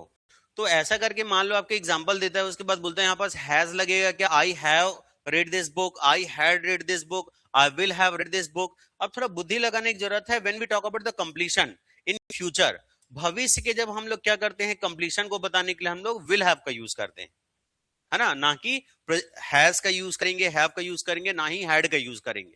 किसका यूज करेंगे हम लोग, विल हैव का यूज करेंगे। तो देखो रीड का थर्ड फॉर्म रेड लगा है, तो विल हैव, इसके बाद थर्ड फॉर्म लगाए हम लोग, तो ही will have read this book by tomorrow, या फिर आई will have read this book by tomorrow. तो टाइम हमारा क्या है, फ्यूचर का लगा है। तो फ्यूचर के कंप्लीशन को बताने के लिए हम लोग किसका यूज करते हैं, फ्यूचर परफेक्ट का यूज करते हैं। तो ये मॉडल है तो मॉडल का यूज कर लिया, मॉडल प्लस बेस फॉर्म। तो हैव क्या है, तो आपका बेस फॉर्म है ना। हैव बेस फॉर्म है, इसी सभी फॉर्म बने हैं, है ना। तो हैव क्या है, बेस फॉर्म है, तो मॉडल के बाद हैव लगा दिए। अब किसी भी वाक्य को आपको कंप्लीशन को बताने के लिए आपको क्या करना पड़ता है, हैव का, हैव या फिर हैव का कोई ना कोई फॉर्म लेके वर्ब का थर्ड फॉर्म लगाना पड़ता है, ठीक है। और कई लोग सोच रहे होंगे कि ही के साथ हैज क्यों नहीं लगा, तो भैया मॉडल के बाद बेस फॉर्म लगता है, उससे हमको कोई लेने देने नहीं, सब्जेक्ट कुछ भी लगा हुआ, ठीक है। तो क्या हो जाएगा, ही विल हैव, उसके बाद थर्ड फॉर्म लगाएंगे। तो जैसे हमने लिखा कि आई will have read this book by tomorrow, कि कल तक मैं क्या क्या होऊंगा, इस बुक को पढ़ लिया हूंगा। तो एक क्वेश्चन आपके विल से ऐसे आते हैं हमारे एग्जाम में, ठीक है। तो फ्यूचर के कंप्लीशन को बताने के लिए हम लोग क्या करते हैं, विल हैव का यूज करते हैं। जस्ट अ सेकेंड, ठीक। Now the next one is might have. Might कब हम लोग कहाँ कहाँ यूज करते हैं परफेक्ट में? तो माइट का देखो मेनली यूज किया जाता है हमारे पूरे इंग्लिश लैंग्वेज में। मतलब माइट का परफेक्ट का अगर हम लोग बताएं तो माइट को हम लोग दो तरीके से यूज करते हैं। एक तो अनरियल कंडीशन के लिए यूज करते हैं और एक रिमोट पॉसिबिलिटी के लिए यूज करते हैं। ठीक है, जिसे बता रहा हूं कि if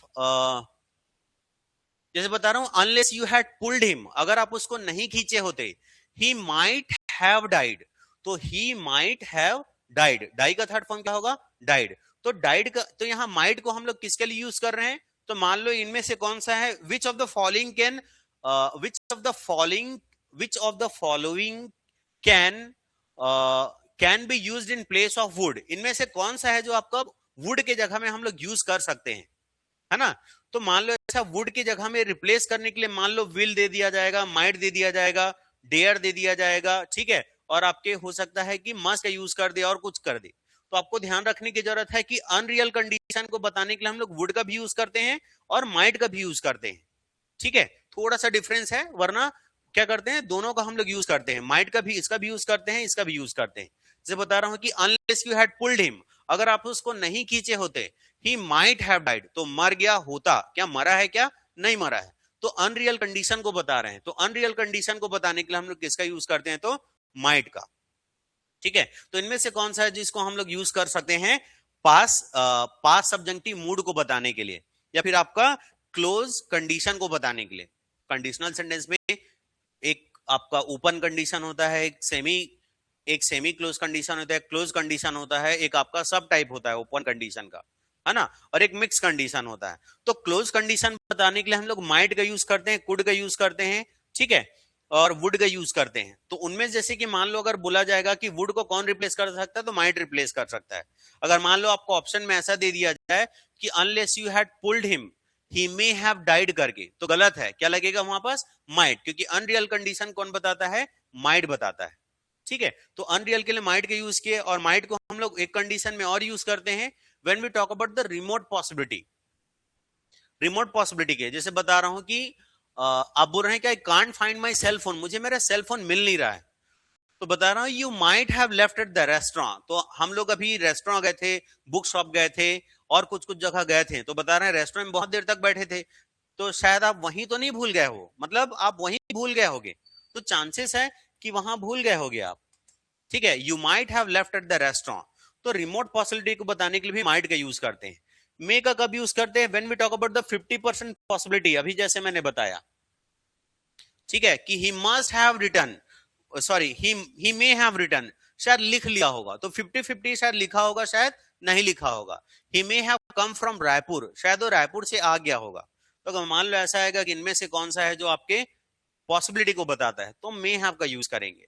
he may have come from Raipur, ठीक है, he may have gone to Raipur, Rahul मुझे बोला था कि मैं रायपुर जाऊंगा करके, कल रायपुर जाऊंगा करके, अभी उसको फोन लगा रहे हैं, फोन उठा नहीं रहा है, उसके घर भी गए थे तो उसके घर पे ताला लगा है, तो बता रहा हूँ शायद रायपुर चले गया होगा। तो 50-50 शायद चले गया होगा, शायद नहीं गया होगा।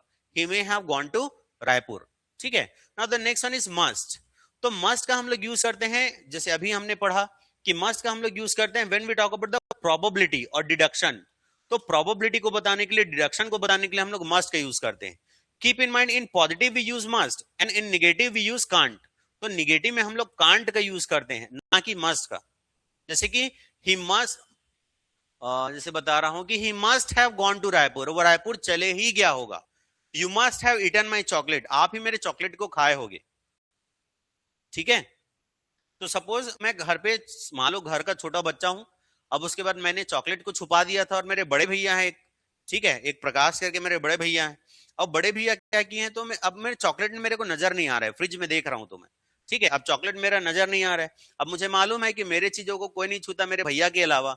हो सकता है कि 10% चांसेस है, 20% चांसेस है कि शायद नहीं छुआ होगा, लेकिन ज्यादातर वो क्या करता है, वही छूता है मेरे सामान को। तो बता रहा हूं कि तू ही खाया होगा, you must have eaten my chocolate. तो मस्ट हैव के बाद क्या किए हम लोग, थर्ड फॉर्म लगा दिए, you must have eaten my chocolate.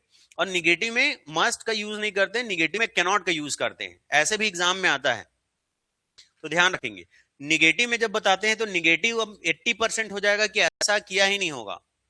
ठीक है, जैसे आप बता रहे हैं कि मान लो आपका एक बच्चा है राहुल करके, उसने क्या किया, आपके आपके बच्चे को मार दिया। मान लो आपका बच्चा है राहुल और उसने किसी बच्चे को मार दिया। फिर मान लो मेरे फैमिली मेंबर्स को बच्चा है, उसको मार पीट दिया।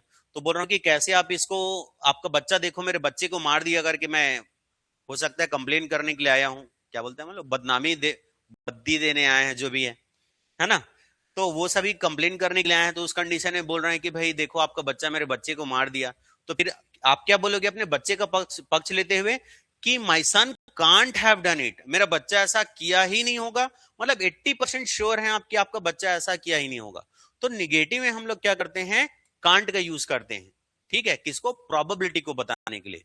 और पॉजिटिव में किसका यूज करते हैं, मस्ट का यूज करते हैं कि he must have eaten your chocolate, ठीक है, you must have eaten my chocolate, ठीक है। और he can't have done it, वो ऐसा किया ही नहीं होगा, ठीक है। तो निगेटिव में हम लोग क्या करते हैं, प्रोबेबिलिटी को बताने के लिए कांट का यूज करते हैं। Now the next one is could. Could का हम लोग यूज करते हैं when something was possible in the past और इट मे और मे नॉट हैपन, है ना। पास्ट में क्या था, कुछ चीज मुमकिन था लेकिन शायद हुआ या फिर नहीं हुआ, है ना, ज्यादातर चांसेस है कि नहीं हुआ, ठीक है। जैसे बता रहा हूं, you could have done better, आप और अच्छा कर सकते थे, तो यू कुड हैव और थर्ड फॉर्म लगेगा कि you could have done better, आप और अच्छा कर सकते थे। डिड यू डू दैट, क्या आपने किया, क्या नहीं किया। तो सपोज आज डांस परफॉर्मेंस वगैरह था और हमने आपको बहुत ट्रेनिंग दिया था, लेकिन जितना मैंने एक्सपेक्टेशन किया था उससे आपका क्या था, your performance was below the expectation, मेरा जो उम्मीद था उससे क्या था, कम था। तो क्या करेंगे हम लोग, you could have done it, आप और अच्छा कर सकते थे। डिड यू डू दैट, क्या आपने किया, क्या शायद नहीं किया। तो बता रहा हूं you could have done it, आप कर सकते थे। Is it clear. तो उसको बताने के लिए हम लोग क्या करते हैं, कुड का यूज करते हैं, ठीक है, एक्सपेक्टेशन को बताने के लिए। और कुड का हम लोग यूज करते हैं when we talk about the unreal condition.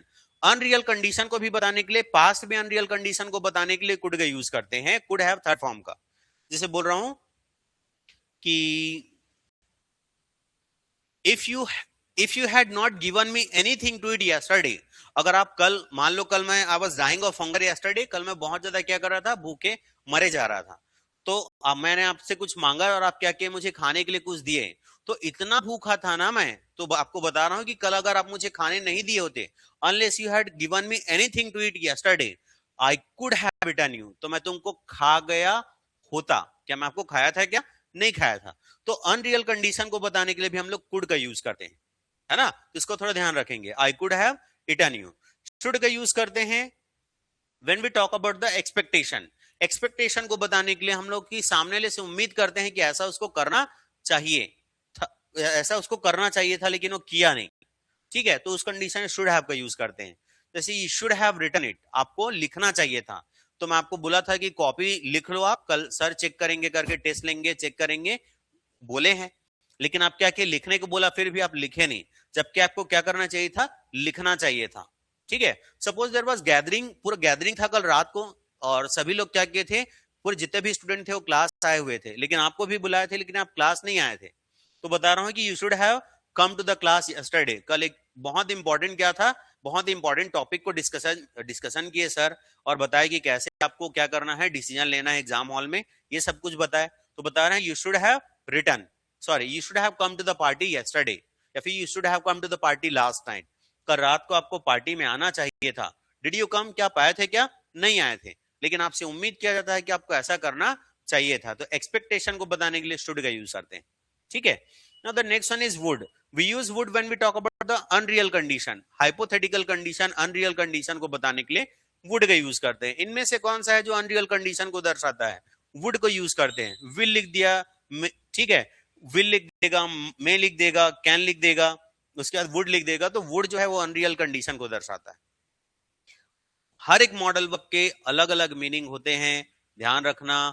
ऐसा नहीं कि मैं सिर्फ एक एक को बता रहा हूं, मैंने बताया कि कंडीशन में कब कब यूज होगा, परफेक्ट में कब कैसा कैसा बिहेवियर होगा, उसके बाद अगर परफेक्ट कंडीशन पढ़ेंगे, इनडेफिनिट पढ़ेंगे तो उसमें कैसा कैसा बिहेवियर होगा, ये आपको पता होना चाहिए। तो वुड का यूज करते हैं when we talk about unreal condition. Unreal condition को बताने के लिए वुड का यूज करते हैं। जैसे मैंने बोला कि, जैसे कि if my parents had agreed, अगर मान लो मेरे माता पिता क्या होते, सहमत हो गए होते, अगर मेरे माता पिता सहमत हो गए होते, ठीक है। Is it clear. So I would have I would have gone to Delhi, ठीक है, I would have gone to Delhi last month. तो मान लो मेरे जितने भी फ्रेंड हैं उन लोग क्या कि यूपीएससी की तैयारी करने के लिए क्या कि दिल्ली चले गए पढ़ने के लिए, लेकिन मैं क्या किया, नहीं गया कि मेरे माता पिता क्या किया, सहमत नहीं हुए। उन्होंने बोला भैया कि एक ही बच्चा है, उसको भेज के क्या करेंगे हम लोग, है ना। तो बता रहे हैं अगर मेरे माता पिता सहमत हो गए होते तो मैं पिछले महीने दिल्ली चले गया होता। गया था क्या? मैं नहीं गया था, है ना। I would have gone to Delhi last month, ठीक है। अगर मेरे को पता होता कि सर आज क्या करेंगे, कॉपी चेक करेंगे, तो मैं अभी क्या किया, कल रात को ही क्या किया होता, लिख लिया होता। लिखा था क्या? नहीं लिखा था। तो आई वुड हैव रिटन, है ना। लिखा हूं क्या? मैं नहीं लिखा हूं, तो बता रहा हूं आई वुड हैव रिटन, मैं लिख लिया होता। तो अनरियल कंडीशन को बता रहे हैं। We use ought to have, third form. Ought to have का यूज करते हैं when we talk about the moral obligation. Moral obligation तो एग्जाम में आता है इनमें से कौन सा है जो मोरल ऑब्लिगेशन को दर्शाता है, तो ऑट टू का यूज करते हैं, है ना। तो ऑट टू क्या करता है, आपके नैतिक कर्तव्य को बताता है। तो नैतिक कर्तव्य को बताने के लिए हम लोग किसका यूज करते हैं, तो ऑट टू का यूज करते हैं, ठीक है। जैसे बता रहा हूं, you ought to have stayed at traffic lights, ठीक है, यस्टरडे। तो मान लो suppose I am traffic officer, traffic हवलदार हूं मैं, मान लो उसके वहां ड्यूटी दे रहा था। आप मेरे पड़ोसी है, मैंने आपको देखा आप ट्रैफिक को क्या किए, नियमों को उल्लंघन करके आप वहां से चले गए। तो मैं आपको बता रहा हूं you ought to have stayed at traffic lights, ठीक है। अब मैं पहचान कहूं तो मैं आपको जाने दिया, लेकिन अब तो सीसीटीवी कैमरा लग गया है, और सीसीटीवी कैमरा छोड़ो, कहीं दूसरे साइड से कोई आ जाएगा तो क्या करेंगे, आपका एक्सीडेंट हो सकता है, ऐसा चांसेस है। तो आपका नैतिक कर्तव्य क्या है कि आप ट्रैफिक रूल को क्या करें, अनुसरण करें। तो उसके लिए किसका यूज करेंगे, ऑट टू। तो एग्जाम में ऐसा आता है कि इनमें से कौन सा है जो मोरल ड्यूटी को बताता है, फिर मोरल ऑब्लिगेशन को बताता है, तो किसका यूज करेंगे, ऑट टू है, ठीक है। You ought to have respected your parents. तो मान लो अभी आपने अपने पेरेंट्स को घर से बाहर निकाल दिया। अब उन लोग बागबान मूवी के जैसे क्या किए, घर से बाहर निकले तो उन लोग गरीब थे, लेकिन अब उन लोग क्या हो गए, अमीर बन गए हैं। तो अब मम्मी पापा ऐसे करके आप जा रहे हैं उनको पैसा वगैरह लेने के लिए, ऐसा कुछ है, ठीक है। तो उस कंडीशन में फिर बता रहे हैं उसके एक चाचा नहीं थे, कोई भी एक काका थे, जो भी मनोहर काका जो भी था, है ना। तो फिर वो आपको बोल रहा है कि भाई you ought to have respected your parents, कि आपने अपने पेरेंट्स का आदर किया था क्या, नहीं किया था। तो आपका नैतिक कर्तव्य था कि आप अपने पेरेंट्स का आदर करें, किए थे क्या, नहीं। You ought to have respected your parents. You ought to have follow traffic rules, आपको ट्रैफिक रूल फॉलो करना चाहिए था। एग्जाम में से ऐसे प्रश्न आता है, you ought to follow, you ought have follow traffic rules. तो ध्यान रखने की जरूरत है कि ऑट के साथ टू लगता है तब जाके कंप्लीट होता है, वरना अधूरा रहता है ना। तो ध्यान रखेंगे, ऑट के साथ टू लगाओगे तभी जाके क्या करेगा, आपका मीनिंग कन्वे करेगा, वरना नहीं करेगा। असिस्टेंट डायरेक्टर मैनेजर के एग्जाम में 2017 फिर 19 में, 17 फिर 19 के आसपास आया था, असिस्टेंट डायरेक्टर फिर मैनेजर के एग्जाम में, कि ऑट कंप्लीट होता है, ठीक है, शैल लगाने से, विल लगाने से, कैन लगाने, सॉरी इन लगाने से, एट लगाने से, ऐसा कर दिया था। उसके बाद एक नन ऑफ द एबो दिया था, तो नन ऑफ द एबो करके ऑप्शन होगा, क्योंकि ऑट कंप्लीट होता है टू लगाने से। तो टू लगाओगे तब जाके क्या होगा, ऑट कंप्लीट होता है ना। तो इसको थोड़ा ध्यान रखेंगे। और पीएससी मेंस में शायद पूछा था कि you ought to have stayed at traffic lights until it get green, ऐसा करके कुछ था शायद, है ना। तो ऑट शायद, हाँ वैसा भी था, वही वाला है शायद ऑप्शन जो मैं आपको बता रहा हूँ। तो देखो, ऑट टू हैव का यूज करते हैं जब मोरल ऑब्लिगेशन का यूज करते हैं। तो एग्जाम में आएगा मोरल ऑब्लिगेशन कौन बताता है, ऑट टू बताता है। Now the next one is needs. When we talk about the necessity, ठीक है, नेसेसिटी को बताते हैं तो हम लोग नीड का यूज करते हैं। जैसे he needs to have gone to the party. तो मान लो एक राहुल करके लड़का है, ये घर का बड़ा सदस्य है, इसके घर में जितने फैमिली मेंबर हैं, थोड़ा बहुत मन मुटाव वगैरह हो गया तो ये गए नहीं। अब इसके जितने भी भाई वगैरह हैं, तो उनके छोटा भाई था, उसके घर में कुछ प्रोग्राम था, लेकिन कभी भी कोई फैमिली गैदरिंग वगैरह होता है तो घर के बड़े सदस्यों को पूछा जाता है, जो कोई भी किसी भी घर के बड़े बुजुर्ग आते हैं। तो इन्होंने क्या किया, ये गए नहीं उस दिन पार्टी में, जबकि इनको जाने की क्या थी, जरूरत थी। तो नेसेसिटी को बता रहे हैं कि इनको ऐसा करने की जरूरत थी, but did he do that, क्या उसने किया, क्या नहीं किया। तो बता रहा हूं, he needs to have gone to the party yesterday, कल उसको पार्टी में जाने की जरूरत थी। He needs to have return, उसको लिखने की जरूरत थी। तो ऐसा आएगा, नेसेसिटी को कौन दर्शाता है, तो और कोई ऑप्शन देने के बाद नीड दिया जाएगा, नीड होगा भैया, ठीक है। डेयर का यूज करता है, इनमें से कौन सा है जो आपके डेयरिंग को, साहस को बताता है, ठीक है, या फिर कैपेबिलिटी को आपके बताता है। कैपेबिलिटी के लिए कैन का यूज करते हैं, कैन ऑप्शन नहीं देगा। देखो, एक आपका एबिलिटी कैपेबिलिटी होता है, एक आपका डेयरिंग होता है। देखो, किसी साइकिल को चलाने के लिए, खाना बनाने के लिए, इंग्लिश बोलने के लिए आपको एबिलिटी कैपेबिलिटी चाहिए। 100 किलो का वेट उठाने के लिए आपको एबिलिटी कैपेबिलिटी की जरूरत है। लेकिन कुछ शमशान घाट जाने के लिए, आपको आधे रात को कब्रिस्तान जाने के लिए, है ना, खुले तार को छूने के लिए, अपने पेरेंट्स को पलट के जवाब देने के लिए, जुबान लड़ाने के लिए, ऐसा करना मत। तो जनजी वाला थोड़ा गंदगी बात हो जाएगा। जैन आर बनो आप, जैन राष्ट्रवादी, जनजी वाला नहीं आप शब्द बोलने वाले, है ना। तो मान लो जैसे कि बता रहा हूं कि आपको क्या, तो आपको जैसे कब्रिस्तान जाना है, तो उसके लिए आपको क्या करने की जरूरत है, साहस की जरूरत है, ना कि एबिलिटी कैपेबिलिटी। तो वैसे आपके डेयरिंग को बताने के लिए किसका यूज करते हैं हम लोग, डेयर टू का यूज करते हैं, ठीक है। जैसे he dares to have answered him back, तो मान लो उनका सीनियर करके आया। अब मान लो जिस कॉलेज वगैरह में पढ़ता है, जहां भी पढ़ता है, तो उनका सीनियर आया, उसने सभी को बोल दिया कि तुमको लिखना नहीं है करके, ठीक है। यू, ठीक है, आप you don't, you should not right, ऐसे करके बोल दिया कि भी कोई नहीं लिखेगा ऐसे करके, तो लिखना बंद कर दिया। जबकि वहां बैठा था, मैं बोला लिख लिख करके बोल रहा था, लेकिन वो क्या किया, लिखा नहीं। जबकि उसको लिखने का हिम्मत दिखाना चाहिए था, मैं तो था। he dares to have return, या फिर हो सकता है उसका जो सीनियर था उसने क्या किया, उससे आकर बहस करने लगे, बहुत अपशब्द वगैरह बोलने लग गया, और चुपचाप बैठा था, जबकि उसके बाजू में खड़ा हुआ था, है ना। तो he dares to have answered him back, उसको उसको पलट के जवाब देने का हिम्मत दिखाना चाहिए था, ठीक है। You dare to have gone to the graveyard at midnight yesterday, तो कल रात को आपको कब्रिस्तान में जाने का हिम्मत दिखाना चाहिए था। तो मान लो बेट लगा हुआ था कि आप कब्रिस्तान जा सकते हो कि नहीं आधे रात को, लेकिन वो डर के मारे क्या किया, गया नहीं, जबकि सब वहां सोए हुए हैं, है ना, सोए हुए हैं वहां पर। तो वहां जाके क्या दिक्कत है, उनको सोए हैं तो उस जगह में जाने की आपको कोई दिक्कत नहीं है, है ना। तो गया नहीं, जबकि उसको जाने का हिम्मत दिखाना चाहिए था, ठीक है। ही डेयर्स टू हैव गॉन, ही के साथ लगाएंगे तो डेयर्स लगेगा, आई के साथ डेयर लगेगा, है ना। यू लगाते हैं मान लो, तो you dare to have gone to the graveyard at midnight, आपको आधे रात को कब्रिस्तान में जाने का हिम्मत दिखाना चाहिए था। अगर इन सभी को निगेटिव बनाएंगे तो यहां पास नॉट लगा सकते हैं, और अगर इनको निगेटिव बनाएंगे तो डेयर नॉट और नीड नॉट हो जाएगा, इसको थोड़ा ध्यान रखेंगे। और इंट्रोगेटिव करना है तो वही पैटर्न का यूज कर लेंगे, do you think, do you think, ठीक है। बस 2 मिनट फिर चलते हैं अपन लोग। Do you think, do you think ही, मान लो लिख देते हैं, ही will have, he might have, he can have, he could have, he should have, he would have, ऐसा करके हर एक सेंटेंस को क्या कर सकते हैं हम लोग, परफेक्ट में ट्रांसफॉर्म कर सकते हैं। निगेटिव करेंगे डोंट यू थिंक करके हो जाएगा, है ना। Do you think he will have written, do you think he might have written, do you think he should have written, ये सभी करके इनको हम लोग इंट्रोगेटिव इस पैटर्न में भी कर सकते हैं, और ऐसा नॉर्मली भी कर सकते हैं। लेकिन ज्यादातर एक्यूरेट इंग्लिश देखेंगे तो इस पैटर्न में भी कर सकते हैं हम लोग, ठीक है। तो इसको थोड़ा ध्यान रखेंगे। और भी बहुत सारी चीजें हैं, लेकिन आज की क्लास हम लोग थोड़ा बहुत लंबा वीडियो हो गया। आज की क्लास इतना ही, बाकी और किसी दिन और मिलते हैं फिर, ठीक है। और कोई अगर आपको जानकारी चाहिए वर्ग 1, वर्ग 2, वर्ग 3 के क्लास से रिलेटेड, तो आप हमारे ऑफिशियल नंबर पर क्या कर सकते हैं, कॉल कर सकते हैं। Thank you everyone.